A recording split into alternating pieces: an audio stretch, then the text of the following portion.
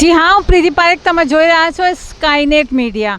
આજે એ જગ્યા જ્યાં અમે ઊભા છીએ આ છે એલિસ બ્રિજ।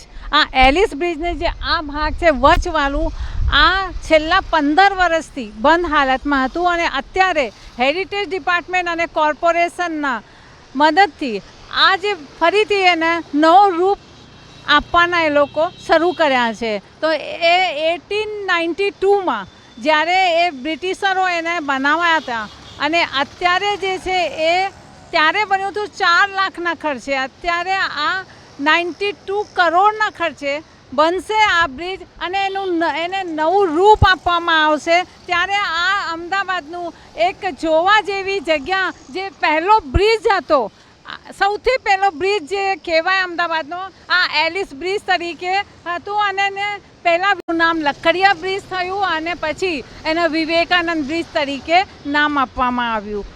અત્યારે વાત કરીએ આ બ્રિજની, જે આ બ્રિજ છેલ્લા 15 વર્ષથી બંધ હાલતમાં છે અને અત્યારે હેરિટેજ ડિપાર્ટમેન્ટ અને કોર્પોરેશનના દ્વારા એનું કામગીરી હાથ ધરવામાં આવ્યું છે અને આ જ્યારે બ્રિટિશરો બનાવ્યા હતા ત્યારે 1892માં 4 લાખના ખર્ચે આ બ્રિજ બનાવાયો હતો, પણ આજે જે જ્યારે બનશે એ 92 કરોડના ખર્ચે આ બ્રિજનું નિર્માણ થશે। હું પ્રીતિ પારેખ, સ્કાયનેટ મીડિયા, અમદાવાદ।